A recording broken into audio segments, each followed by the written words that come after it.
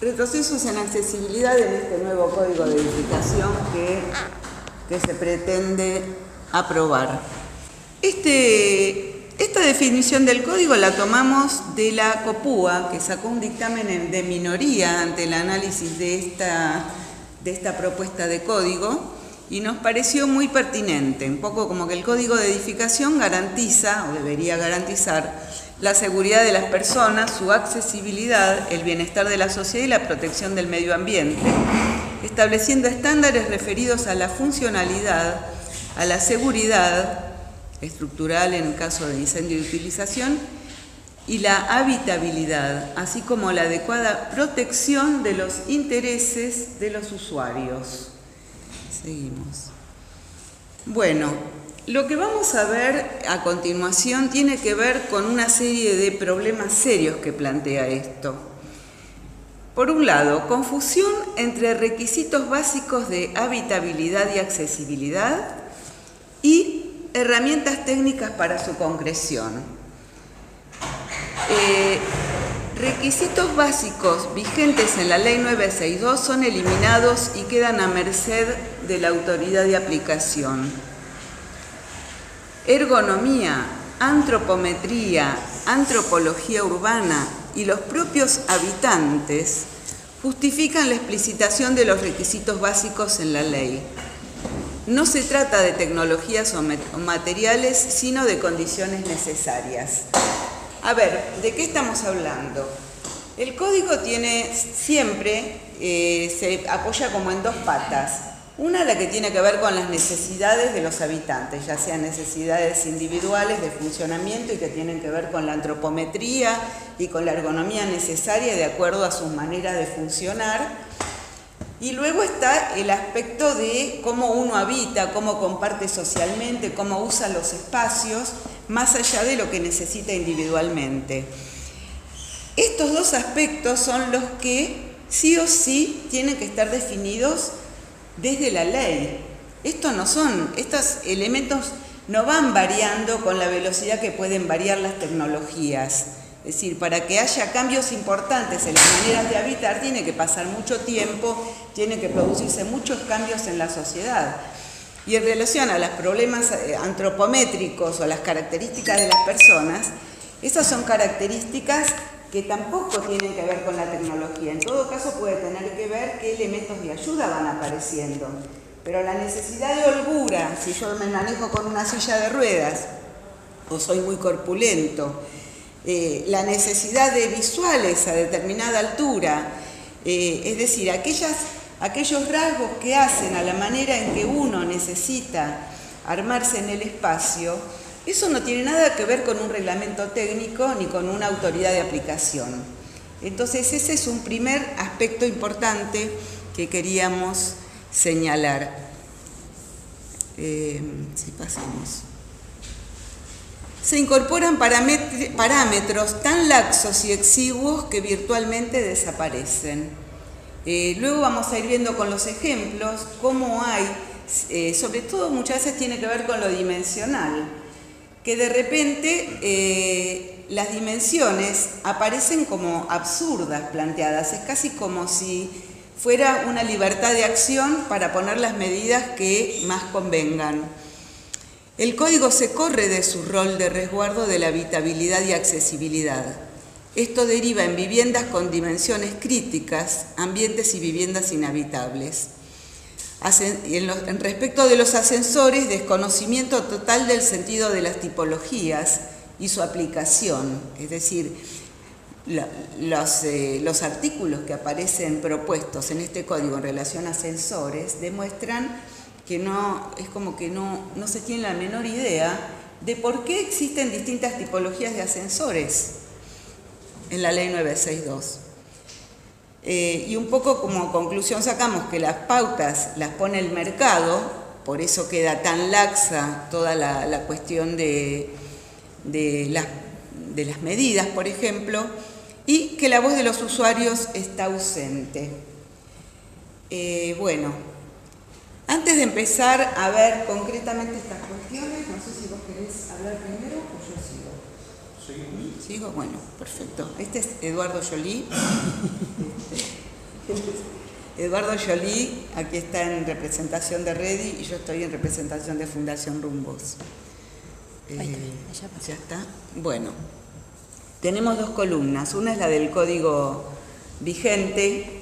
Consideramos como código vigente la ley 962, que fue donde se incorporan todas las pautas de accesibilidad al código. Fuimos descubriendo como una sorpresa, que no es tan sorprendente, que muchas de las pautas del código de repente en la versión que está disponible en internet han desaparecido. Y son justamente esas pautas básicas que dan las características de los elementos claves de la accesibilidad. Por ejemplo, no están las características de los vados, no están las características de los baños, y así con otras categorías. Entonces, es una versión digital restringida.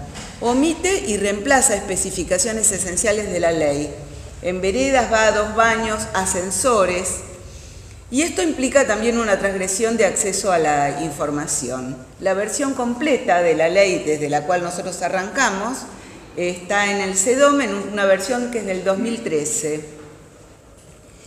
Y también nos sorprendió que en la versión digital que sí está difundiendo el gobierno de la ciudad, hay un primer punto en el que dice que esta versión es incompleta, que no ponen tablas, y no ponen simbologías, y no ponen gráficos. No es cierto, ponen tablas, simbologías y gráficos. Lo que sacan es los contenidos específicos de estos puntos que estoy diciendo. Y lo que dicen es que la versión completa se la puede consultar en papel, yendo al CEDOM y yendo a varios puntos que figuran por acá. A ver, bueno. Esto está muy... Sí, ¿lo podemos agrandar esto? Bueno, entonces lo leo de allá. No sé cómo se agranda. Bueno, son 3 direcciones, no tiene... Tiene importancia si uno puede recibir la versión completa, pero... Sí. Bueno, entonces, en el glosario, vamos recorriendo las páginas del ¿qué es?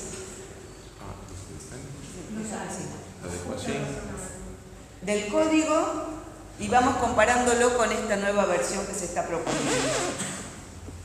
En el glosario de la Ley 962 figura la definición de adaptabilidad como posibilidad de modificar una estructura o un entorno físico para hacerlo completamente accesible a las personas con discapacidad o con circunstancias discapacitantes.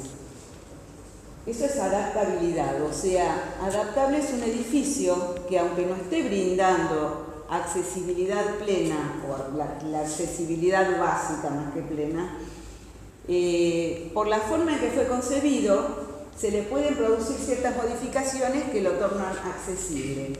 Hay otro término que es practicabilidad, que es también en relación a edificios existentes, pero por cómo están diseñados, aunque se intente tornarlos accesibles, logran solo un grado restringido de accesibilidad.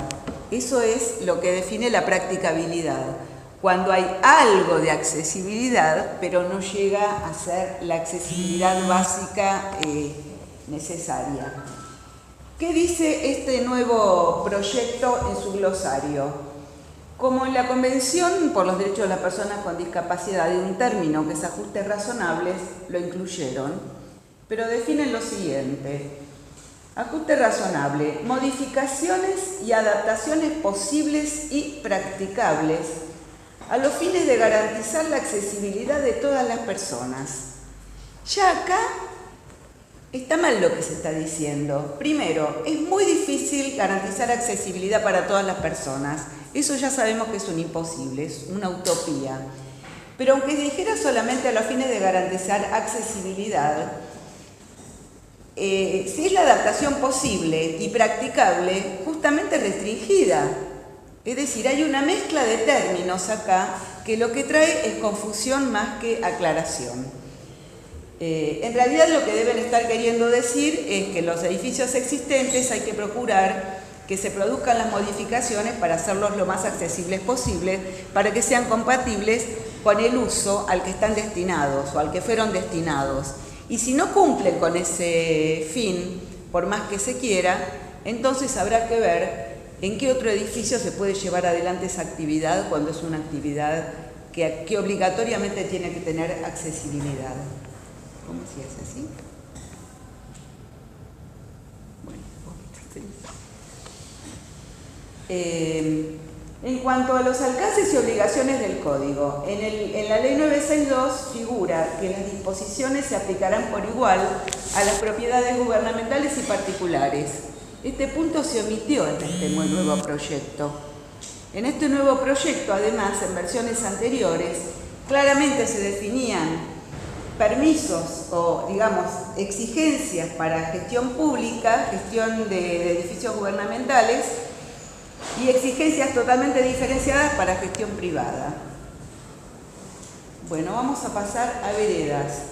Mientras que la ley de 962 especifica signos materiales para deslindar la propiedad, por ejemplo, ¿no? Voy a dictar algunas cosas que en la ley 962 se toman en cuenta para veredas. Una es la señalización táctil en el piso cuando, recorriendo una vereda, y tenemos la fachada, de repente se interrumpe la fachada y el piso se continúa y no hay una referencia lateral para personas ciegas o con visión disminuida, y entonces en ese caso se plantea la necesidad de una señalización táctil, unas baldosas guía que van paralelas por el mismo lugar por el que iría la línea oficial hasta que se llega al próximo edificio. De otras cuestiones que habla la ley especifica las pendientes necesarias, los empalmes entre diferentes cotas contiguas de vereda, porque a veces sucede que hay una vereda con una cota y hay otra vereda con otra cota, y entonces la manera en que deben empalmar da soluciones en caso de excesivas pendientes y señalizaciones ápticas de advertencia cuando fueran necesarias cuando hay excesiva pendiente. También habla de los anchos de escalte de las aceras y también habla de los cuadros para planteros en aceras arboladas, que tienen que estar enrazados, tienen que estar en un mismo nivel sin sobresalir para no tropezarse. Todo eso está en la ley 962. ¿Qué dice este proyecto sobre veredas? Desvía especificaciones a órgano competente. Solamente dice que las veredas tienen tres tipos de características. Es el área longitudinal, el área transversal y una tercera que no recuerdo cuál es. ¿Cómo? Altura. Las veredas. No, las veredas. Tiene una pendiente longitudinal que es la que acompaña el recorrido de la vereda, la pendiente transversal y la pendiente para el ingreso de vehículos. ¿Es esta? Sí. Acá lo que estamos mostrando en esta imagen es un desnivel producido al construirse una vereda por el gobierno de la ciudad recientemente, donde se marca una diferencia de varios centímetros respecto de otra vereda preexistente. Esto se le señaló, ¿no?, a la cuadrilla en el momento que lo estaban haciendo, que estaban dejando un desnivel. Y ellos dijeron que ellos tenían que respetar la cota de nivel de ese predio, que no importaba el de al lado. Esa es la manera en que están trabajando. Y en este otro caso es el mismo, pero mostrado desde otro ejemplo. Sí. Acá lo que estamos viendo es un desnivel producido en una rampa existente entre la rampa y la calle, y otra, la que está al lado, que es una rampa nueva también construida este año o el año pasado, donde se ve la cantidad de centímetros que hay que sortear para empezar a avanzar sobre la rampa. Esto es lo que se está construyendo ahora. Bueno, en relación a criterios de clasificación de los locales, En el código dictado por la ley 962 es taxativo por enumeración y equivalencia, o sea, cuando habla de locales de primera, de segunda o tercera categoría, da ejemplos de lo que son. En el nuevo proyecto hace una caracterización de categorías por definición, pero sin enumerar ni ejemplificar. Esto puede tener una consecuencia en el punto siguiente, que habla de las atribuciones de la dirección para clasificar locales. En ambos casos, tanto en el código aún vigente como el que se está proponiendo, la dirección puede presumir el destino de los locales de acuerdo a su exclusivo criterio y además clasificar por analogía en algunas de las establecidas en criterios de clasificación de los locales. En el caso de la ley 962, por lo menos había ejemplos de qué tipo de locales pertenecían a cada categoría. En este caso no. Pero se le da continuidad a este criterio de que la autoridad de aplicación establece a qué clase pertenece cada local y la determinación del uso de cada local, que será la que resulte de su ubicación y de dimensiones, más allá de lo que pueda ser consignado por el profesional en el proyecto. O sea, yo lo que quiero mostrar acá es que la participación de la dirección es discrecional. Puede asimismo rechazar proyectos de plantas cuyos locales acusen la intención de una división futura, ley 962. Es decir, no se aceptaban divisiones a futuro. Ese punto se omitió. ¿Por qué? Porque en vivienda ahora se acepta la división de ambientes. En locales también. En locales no sé. Bueno, yo pero locales. Bueno, no, pero locales son... En el código se denomina locales todo tipo de habitaciones, de ambientes. Bueno, esto es lo que se está construyendo hoy. Acá tenemos un local de Kentucky con un escalón bastante alto. Acá hay otro local de otra empresa. Teglia. Sí, Fredo. En realidad, esto es coherente con el haber eliminado los puntos claves de los textos que hoy se están mostrando desde el gobierno de la ciudad respecto del Código de Edificación. Porque se viene construyendo, llevando adelante estas excepciones, estas transgresiones.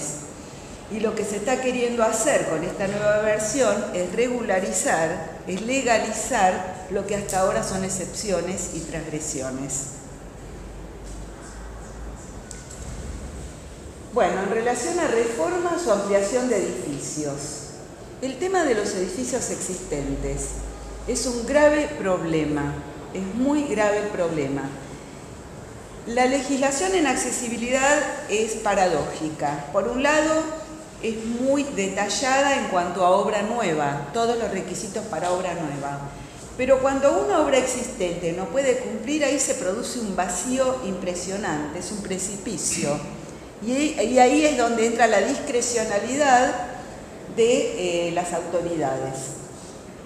Este problema viene desde la ley 962 también, No vamos a decir que la 962 era una maravilla en todo. En relación a edificios existentes también planteaba sus problemas. Lo que voy a leer ahora tiene que ver con la ley 962. Y dice, cuando no sea posible el cumplimiento total y estricto de las normas, se deberá presentar un proyecto alternativo practicable, o sea, acá ya se está aceptando el grado restringido de accesibilidad, para los casos de adaptación de entornos existentes, incluidos en los plazos fijados por la reglamentación de la ley, que quedará sujeto a aprobación de la dirección. Bueno, acá por lo menos lo que plantea es que se deberá presentar un proyecto alternativo y además que tiene que haber plazos. En el proyecto de este nuevo proyecto que se quiere aprobar, no dice que se deberá presentar. Dice, el presente artículo es de aplicación para el caso general, pero en casos particulares podrán presentarse proyectos alternativos practicables que propongan el mayor grado de ajuste razonable o de accesibilidad, que serán sometidos a la autoridad de aplicación. O sea, bueno, se pueden presentar, pero si no se presentan, no pasa nada. Seguimos con las obras de transformación, como llaman, ¿no? Excepciones a la accesibilidad. Cuando se proyecten obras de transformación en edificios existentes y no puedan modificarse las características dimensionales y físicas de las circulaciones verticales y horizontales, podrá exceptuarse, esto es ley 9612, podrá exceptuarse ancho de entradas en pasajes generales, escaleras principales, escalones y pasajes, puertas, puertas y baños. O sea, todo la esencia de lo que hace a la accesibilidad, si el edificio no resolvió sus circulaciones verticales y horizontales y no se pueden resolver, puede quedar exceptuado. Esta norma se continúa tal cual, esa no se modificó, porque viene fantástico para seguir aplicándola tal cual como está. Pero se agregó otra, que es la exhibición para plantear las transformaciones y tornar accesible el edificio si no hay cambio de uso. ¿Qué pasa? Que en la ley 962 se planteaba que para los edificios existentes, en toda refacción que se hiciera, ampliación, modificación, era obligación cumplir con la accesibilidad. Hubiera o no cambio de uso, si era un local comercial. Ahora aquí se plantea que si no hay cambio de uso no es necesario. Quiero decir que este punto tampoco es nuevo en este proyecto. Viene de la gestión anterior, donde ya era una excepción que se había incorporado transgrediendo a la ley. Y acá, por supuesto, que ya se la incorpora al código. Baños. La ley 962 especifica características y requisitos según usos y dimensiones de aproximación. Es muy largo, es muy detallado, no tenía sentido que nos pongamos a describirlo acá, pero es una descripción muy cuidadosa de los distintos tipos de uso de baños en viviendas, en comercios, en edificios de uso público, baños de uso en lugares de vivienda permanente, de vivienda transitoria, etcétera, etcétera. Todo eso está muy detallado. ¿Qué propone la norma en este expediente? Requisitos a criterio de autoridad de aplicación. Y da continuidad a algunas falencias ya observadas en relación a algunas características en los baños de la ley 962. Críticas que desde Fundación Rumbos hicimos hace mucho tiempo y las hemos reiterado y no han sido tomadas. Por ejemplo, que no puede haber un recinto que se considere accesible, que tiene un inodoro y no tenga un lavatorio, porque una persona que usa silla de ruedas no puede, con las manos sucias de estar manejando los aros de la silla, lavarse las manos en el espacio común del baño para después abrir una puerta que la usan todos y seguir usando sus aros para pasar a higienizar, para usar el baño donde necesita una máxima higienización en sus manos. Entonces, esto no ha sido tomado como otras observaciones, que no son muchas pero son importantes. Esto se le dio continuidad a ese error. Y también reemplaza gráficos que son importantes y en los nuevos establece criterios redundantes de dimensionamiento y da la impresión en esos gráficos de que los espacios que se necesitan fueran más grandes aún que los que aparecían en los gráficos originales. Bueno, en relación a baños en lugares de trabajo, condiciona la exigencia a locales con capacidad para 10 o más puestos de trabajo. En eso se le está dando continuidad en este código nuevo. Vivienda. Bueno, vivienda es un tema muy especial. En el código anterior, el lado mínimo de una cocina era de 1,50 m. Y para el baño el lado mínimo era de 1,50 m también. Pero ahí había una aclaración, ya en la ley 962, que era que para vivienda proyectada por la Comisión Municipal de la Vivienda, que incluya paneles sanitarios, se requería, bueno, en fin, se daba del lado mínimo 1,35 m, o sea, le estaba restando 15 centímetros al lado mínimo de una cocina común. Y esto, ahí se olvidaron de la accesibilidad. Esto lo hemos cuestionado mucho, se le había dado continuidad en esta nueva ley, en los borradores, nosotros lo planteamos. Entonces, ¿a qué se llegó en este borrador definitivo? Se llegó a estar comedor 9 metros cuadrados, cocina 3 metros cuadrados, luz de paso interna 90 centímetros, luz de paso interna en una cocina. El dormitorio, acá no hay categorías de dormitorios. El dormitorio mínimo 2,50 por 3, o sea que una vivienda se puede hacer con dormitorios de 2,50 metros por 3. Y el baño obligatorio no es el baño de primera, es el baño de segunda. Y acá es de 1,30 m por 1,90 m. ¿Qué se está haciendo acá? Se está igualando para abajo, para que no digamos que se discrimina. No, no están discriminando. Ponen valores que igualan hacia abajo, entonces la habitabilidad cada vez es más mezquina. Total, los arquitectos, los desarrolladores, los que trabajan para empresas que venden en propiedad horizontal y la comercializan, no van a poner valores que la gente no los va a aceptar.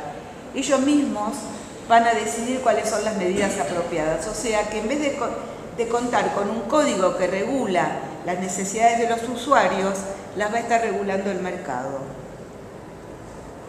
Y la vivienda mínima, que es el monoambiente, estar comedor, dormitorio con espacio para cocinar, de 15 metros cuadrados.